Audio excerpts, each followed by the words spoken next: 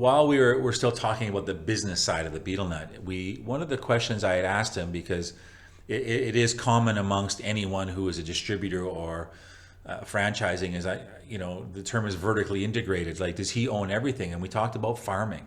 Right. And I said, okay, I know you supply all your shops with betel nut, but do you own the farms? Do you have a piece of the farms? And it was very interesting to see right away. No. He says he was very adamant that the farming side of the betel nut business is extremely difficult. Yes, he said very difficult. He said not a chance. He said, well, leasing the land and then growing betel nut trees, that's the easy part. And then the hard part is you're gonna hire technicians, farmers, doing all those, fertilizing, harvesting, cutting, and then he said that's the hard part. And then during the harvest season, and then he said you even hear people die from picking or climbing up to the betel nut tree from time to driving time. Those fully loaded trucks down small mountain roads. And it's a dangerous business. It is. And they said no, not me. There's those really popular reality TV shows of logging. Like East Coast logging or high mountain logging. They could easily do the same thing. Taiwan betel nut harvesting, right? And show the trucks going in and out. It could be a reality show on Discovery Channel. Because he also said that. I said, because we were wondering that, so betel nuts, so he was talking about betel nuts growing on hills. Because betel nut, he said, well, we were learning a lot from him. He said, well, you can grow betel nuts on plain, flat land, but also you can grow betel nuts on hills or even like a little bit higher altitude in the mountains. So that's where a lot of the danger, when you harvesting betel nuts. Yeah, that leads into my next question I had for him. Whatever agricultural or food industry, like fishing or hunting, there's always like the ultimate. Like, where is the best salmon you can catch? Where is the best deer to hunt? So I'm like, okay, betel nut. Is there a region in Taiwan that is the top level?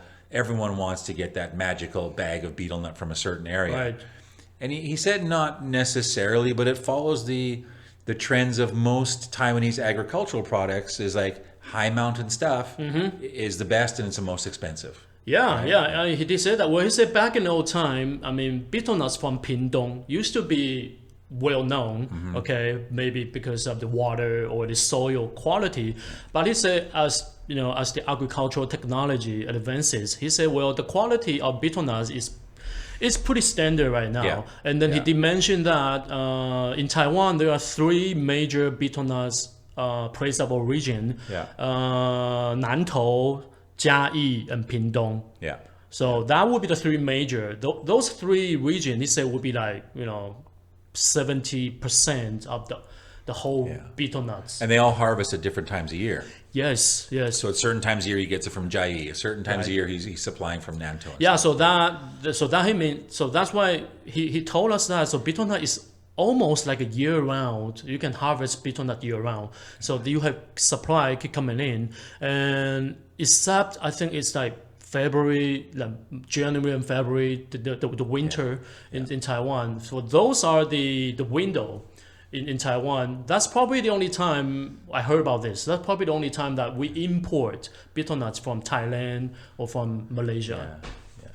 And I am sure if you are an avid betel nut chewer, you could probably taste the difference. It's like anything. If you are into wine, if you are into cigars, if you are into, I don't know, whatever, baozi in Taiwan, like, certain regions have the certain flavor and that comes from there. So I think there's some people who are pretty good expert betel nut connoisseurs that are out there. So. And you were talking about all those high mountain agricultural products in Taiwan. So, if you know that, so that means you've really been in Taiwan long enough to know that. Because in Taiwan, we all know that, like high mountain tea, they have this reputation of the good quality tea, high mountain cabbage, or high mountain pear, high mountain peaches, those are known, so in terms of price, those will be more expensive. High mountain fruits compared to flatland greenhouse fruit. But I think he said that there's not, you don't go to a betel nut stand and there's a High Mountain brand, there's a Ping Dong brand. It's all mixed together now. Right. It's nothing, not too different from. Right. But he did say that, well, I mean, the betel nuts comes in different sizes, but they also comes in different, like you said, like not necessarily high mountain, like higher altitude, flatland, or different season, and those comes in different prices. Yeah. Well, but still, I mean, they sell you a box of betel nuts, okay, for 50 NT, but the quality could be different. Yeah, and that's what I was asking him too, was what separates your brand from the other brands that we see out there. And I think the biggest thing he said was their paste, right? The paste that they buy, that they put into the betel nut, is also proprietary. His formula is his formula, right? And that's what sort of gives it his unique flavor, right? Yes. And customers tend to go to different flavors, and so I think he's pretty successful. He's got his own secret sauce, and that's exactly secret sauce. Yeah, that's what works for him. Yeah, the paste. I mean, that's where the secret is for the betel nuts. And he did mention that his paste is absolutely safe.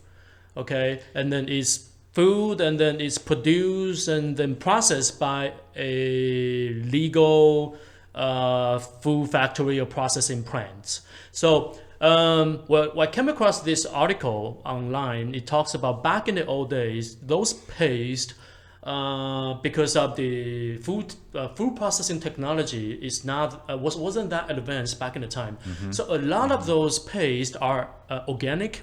Betel nut business owner would add in a lot of herbs like honey, Chinese herbs, lemongrass, so that they can come up with their own secret recipe. And then when you paste that on the betel nuts, then people would how do you call that? That would balance the bitterness of the betel nuts. But now he said, because now it's all food additives now, it's all food chemicals. So he said probably it's one of the reasons why a lot of betel nut eaters they have higher risk of getting oral cancer because of the food chemicals and food additives. So people don't do like organic and handmade paste right now. Yeah, well, we'll talk about the oral cancer stuff in a second, because he was quite vocal about what he thought about that. But on this paste topic, one of the things that was very interesting, he reminds, he goes, look, this paste is made in a food factory. Right. It is governed by food and drug laws. Like, it gets tested, it's clean, it's regulated. It's not something that someone's making in their backyard. So it's legitimate, right? And with that, if you're getting it from a supplier, it's consistent, right? The flavor is consistent. It gets tested, so it's a legit thing. It's just like buying, the burgers at McDonald's get tested from wherever, right? It's part of the food and drug. And he couldn't stop emphasizing that. He said it's food. It's food. Yeah, it's agriculture product. Yes. It's governed. It's regulated. It's not anything shady, right? No.